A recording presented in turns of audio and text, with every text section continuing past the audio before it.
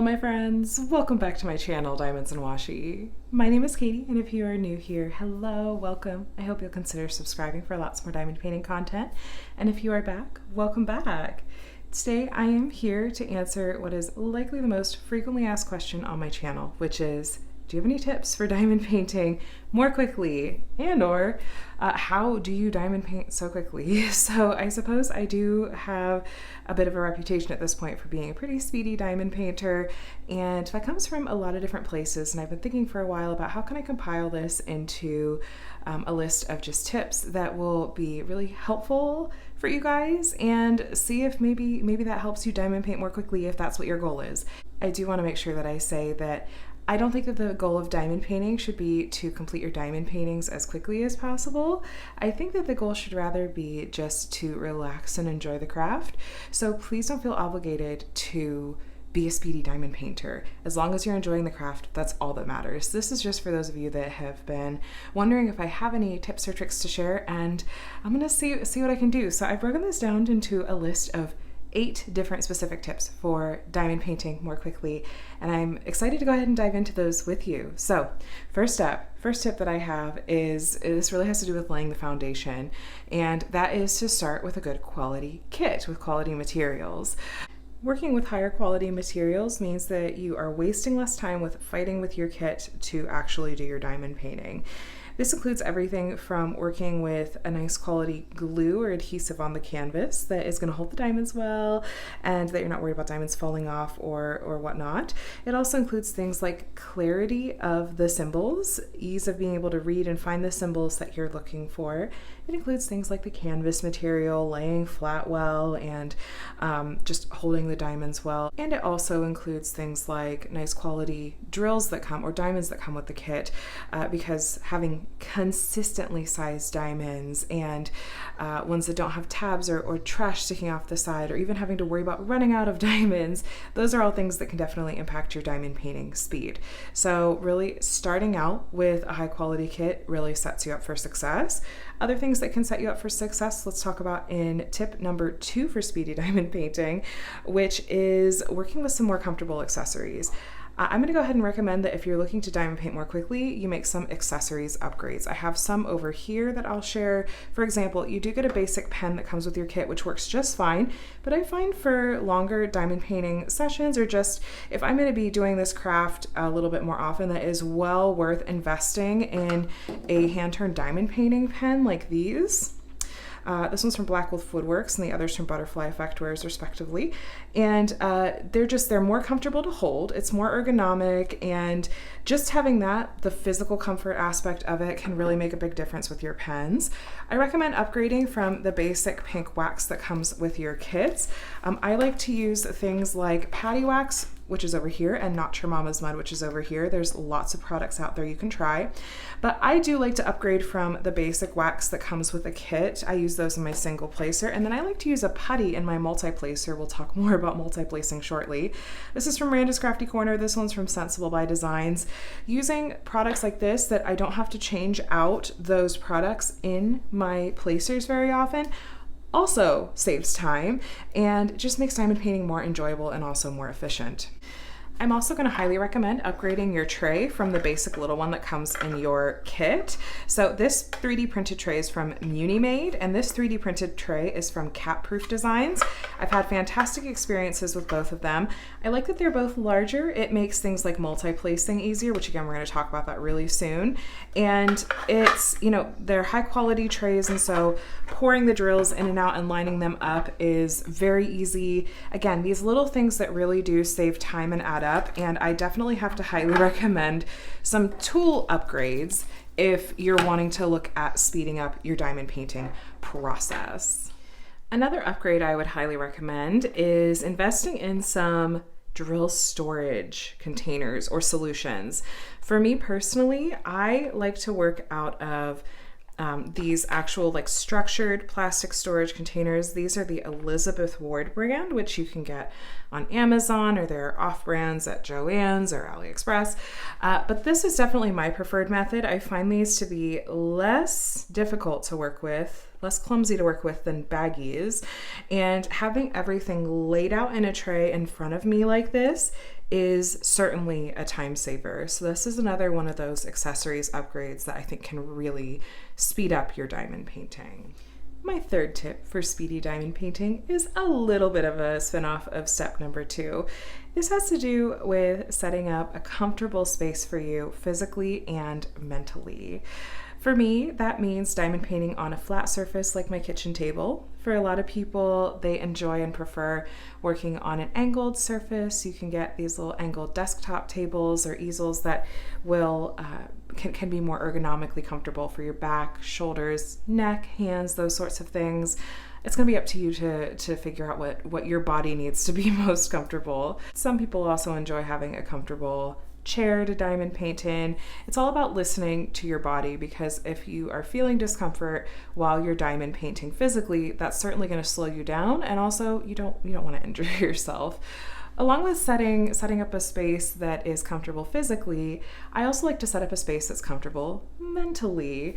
I like to have a drink handy, drink your water, you guys, maybe even have some snacks handy, and then I really enjoy setting up with an audiobook or a podcast or a TV show in the background, or even a YouTube channel, so I feel like I have some company while I diamond paint, and while my hands are busy and I'm enjoying the process of actually physically diamond painting, I feel like it just kind of frees up my mind, and I like to have something going that's engaging, and I feel like I can settle into more of a rhythm with diamond painting if I do have something else going on at the same time.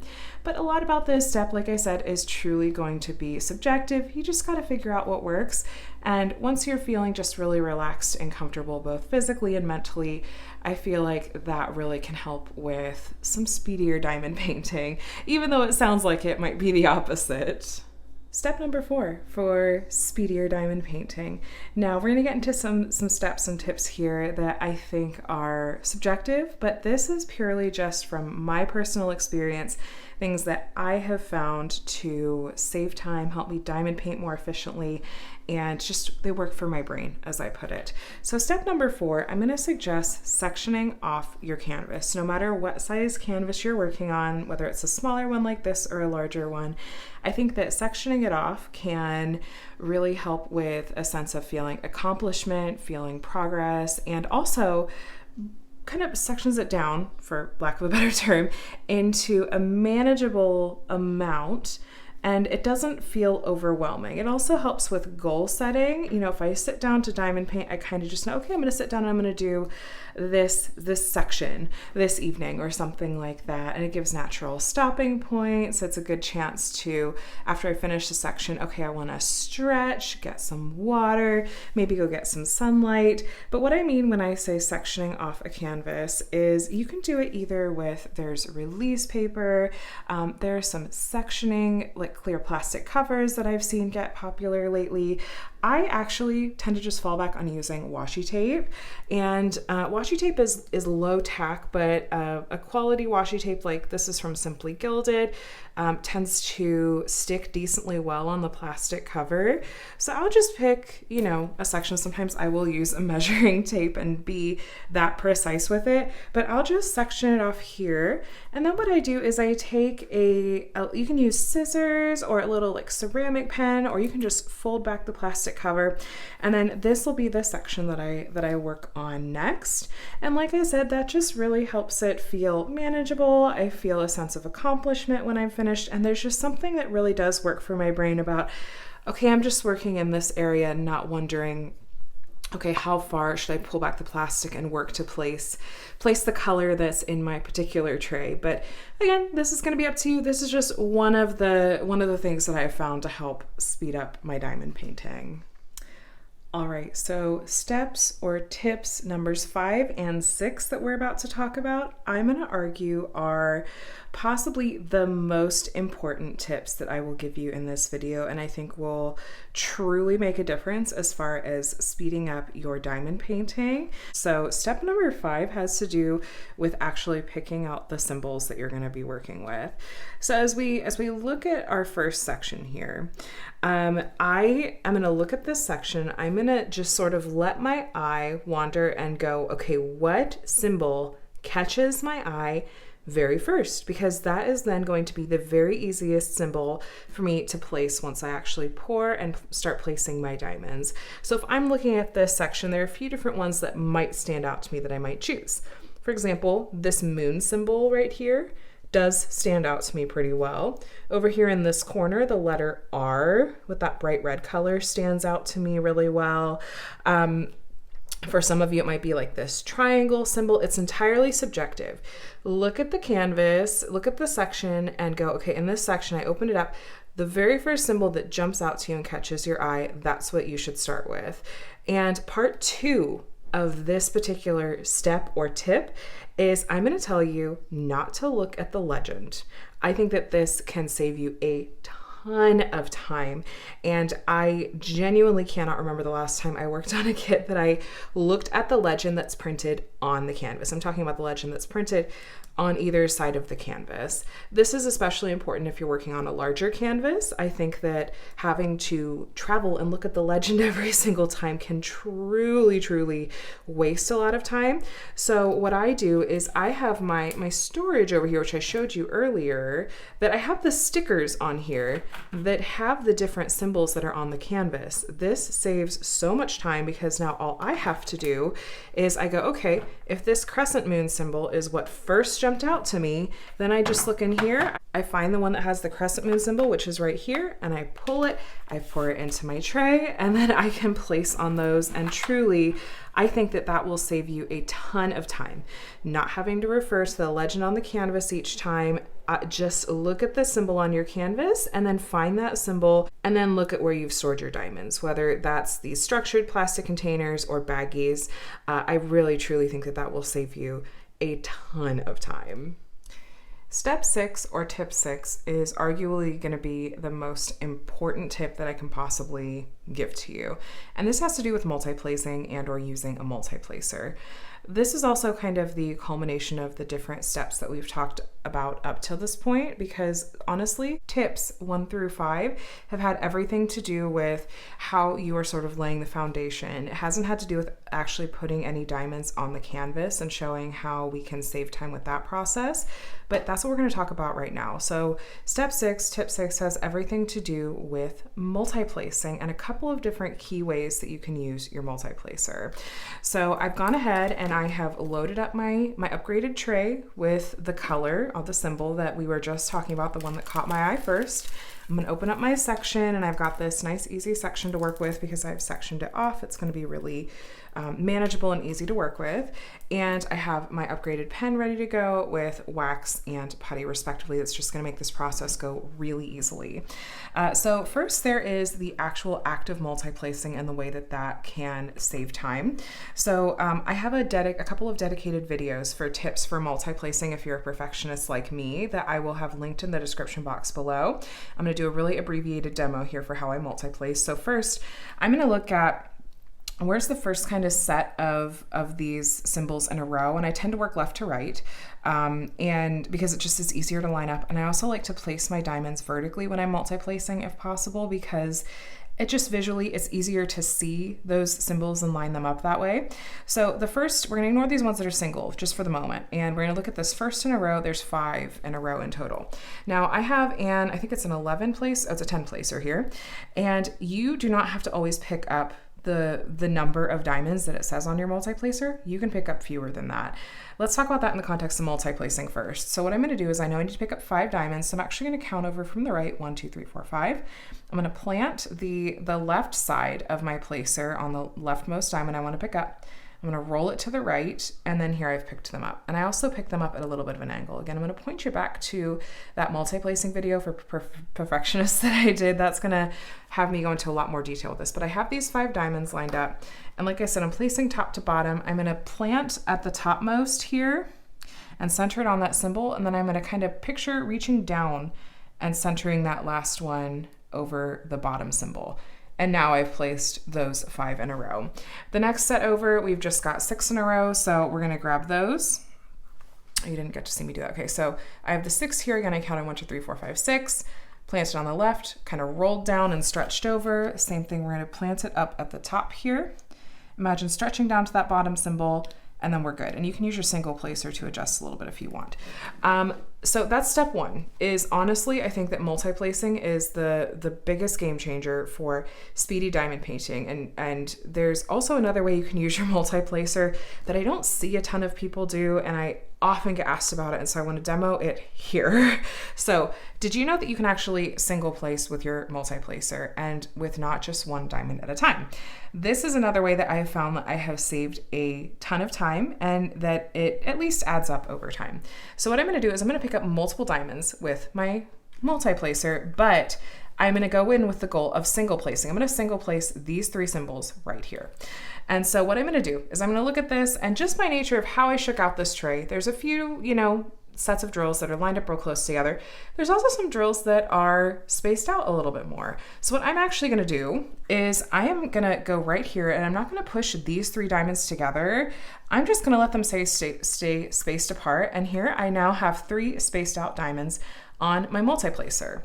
Now what I'm going to do is I'm going to start with the one on the end, and I'm going to pick one of these symbols, and I'm just going to place it there, and I'm going to lightly press, and I definitely have to do it at an angle because I don't want to place the other ones on the glue by accident. And then I'm going to go, okay, now I want to place this one. We're going to place it here. Again, I'm going to do it at kind of an angle, and then that places down, and I still have the 3rd one on here, and then it's easy to just, okay, I'm just going to place that right there. So single placing with a multi-placer, picking up multiple drills to multi-place is a way to go. If you're trying this out for the first time, I'm going to recommend only trying it with 2 diamonds at a time, and ones that are maybe kind of close together, like these 2. So I'm going to pick up these 2 diamonds. So I've got 2 on here, and now I only have to worry about placing 2. So I see a single symbol right here. I'm going to place this one down right here, and another single symbol up here. And I've got this drill in the middle right here that I didn't place. Again, a little bit of an angle, and then you place it, and it's down. So single placing with a multi-placer, but with multiple diamonds at a time on your multi-placer, I think is a really, really good way to speed up your diamond painting. Now, quick note about multi-placing and single placing like I just did with a multi-placer. It takes time and practice. I'm going to tell you that when you first try out multi-placing, or when you first try out single placing with a multi-placer like I just demonstrated for you, that it is going to feel like you are actually diamond painting much slower than if you just single placed all the way through. I've heard a lot of people say, I can't get the hang of multi-placing. I'm just going to single place instead because truly that's faster. But with some practice, if you just give it some time and are willing to sort of deal with the fact that up front it's going to be a little bit slower, I think that learning to multi-place efficiently and learning to single place with a multi-placer is really the biggest tip that I can give you for speedier diamond painting, which is what you guys are all here for, right? So, and again, also starting out with materials that'll make multi-placing easier. I use a metal multi-placer because plastic multi-placers will get grooves in them over time, and metal multi-placers won't. And I also highly recommend using a putty, like the ones that I showed you earlier, that you don't have to change out very often either, and that just is a dream to multi-place with, like we've just kind of done here. So, yeah. Multi-placing and single placing with a multi-placer is the way to go. And you'll even find that even if you don't multi-place totally perfectly, you'll see that what I'm doing is still going back through and making adjustments with my single placer as needed. And yeah, I also would say that holding your multi-placer at an angle is really going to be key, especially for multi-placing with the single placer. Single placing with a multi-placer is being able to just hold your pen at a bit of an angle so that you can really see what you're doing and place more precisely. While step 6 was arguably the most important, I feel, of what I could share with you guys today, it really does tie into an equally important step, which step 7 is, I just say practice. Whether that is the actual multi-placing like I was just showing you, or just generally diamond painting, getting into a groove, finding out what works for you as far as what different accessories work for you, how to approach your diamond paintings, those sorts of things. Practice really is key. A lot of these habits and ways of being more efficient with diamond painting just come with time and practice and muscle memory and that sort of thing. And so that, I just have to say, if you have to be willing to give it time. Speaking of time, we all have different hours in a day to spend on this craft. And so part of this is just going to come from the actual amount of time that you have or that you want to spend in this craft.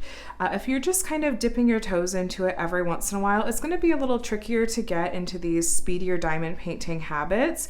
Some of it is just going to come with, like I said, time and practice, and it's okay if you don't have the time in a day.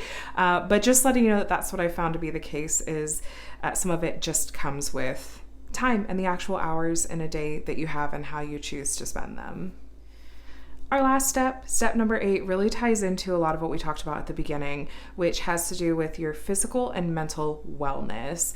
As you're checking in with yourself, working on your project, if you're starting to feel fatigue, whether it's physical fatigue, like your body's starting to hurt, or if it's mental fatigue, if you're finding yourself not wanting to work on your project or being annoyed at your project, or just not enjoying it and finding the joy in the craft, which is what you're supposed to have, I recommend a couple of different things that you can try.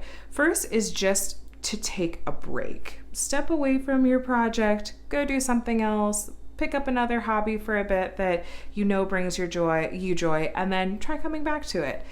The other suggestion that I have, and I have found to be invaluable for myself, is to try pulling out a different kind of project. You are completely allowed to have more than one diamond painting going at a time, even though I know that may feel like, oh no, I'm finishing my project slower because I have more than one going at a time.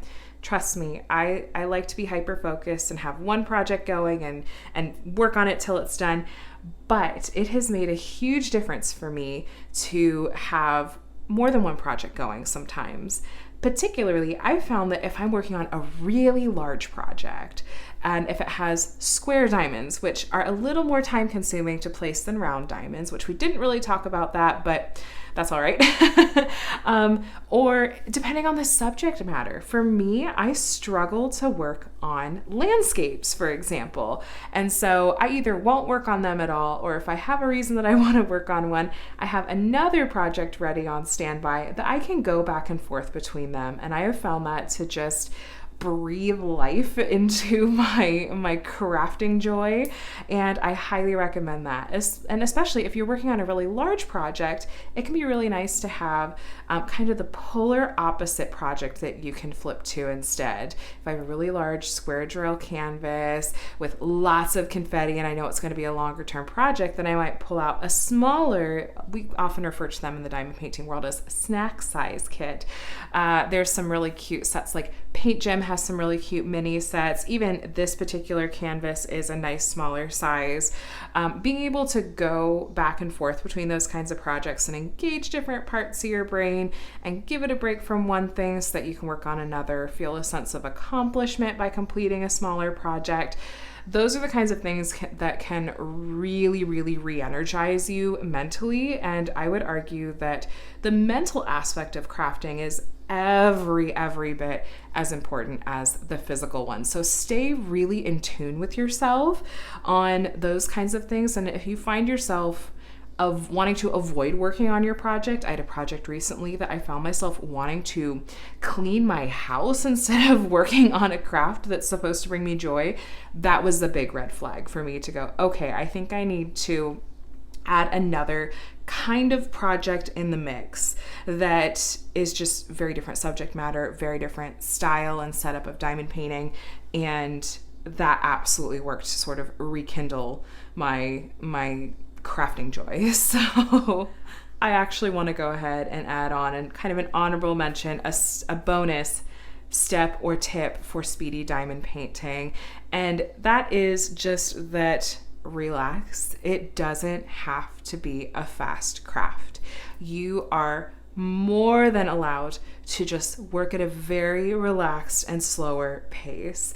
Like I said at the beginning, I think it's very, very important not to go into this craft with a mentality that like, I want to finish these as quickly as possible. I want to be as speedy as I possibly can. And I think that's just setting yourself up for frustration.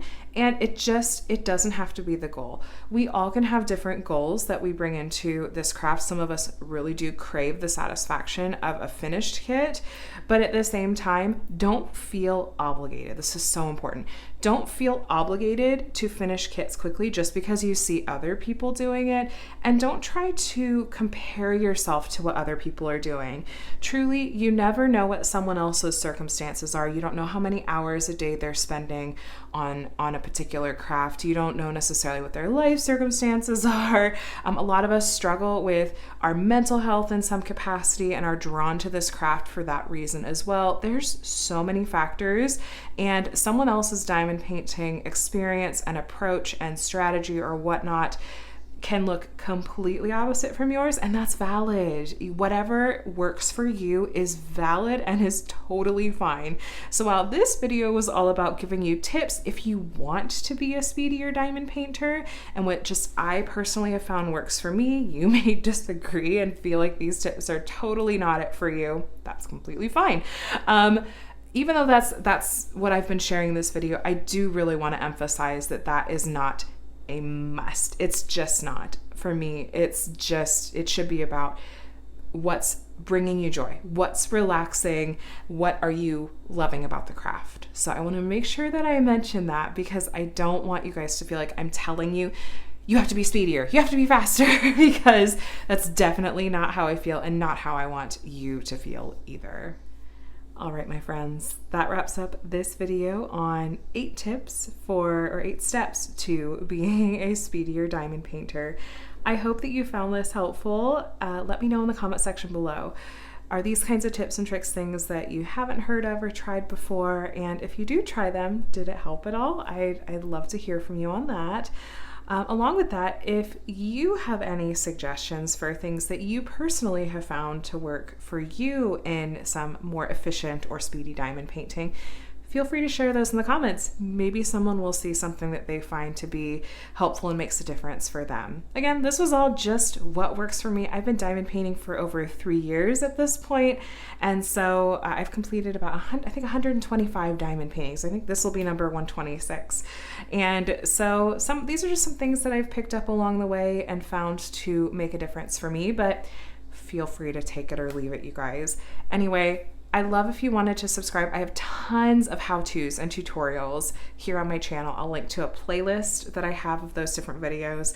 If you're brand new to diamond painting, I have a video all on that, and lots of other things that are a little more focused and specific to different aspects of diamond painting that you might enjoy. So feel free to take a look if you're looking for tips on something specific. And of course, let me know in the comment section if there's a how-to or tutorial that you'd like me to do. I'm always open to suggestions, and I'd love to have you as part of my community here. So hit that subscribe button and the thumbs up on your way out as well. That always helps a lot. So thank you for spending some time with me today. I hope that this was a helpful video for you, and I look forward to chatting with you again soon.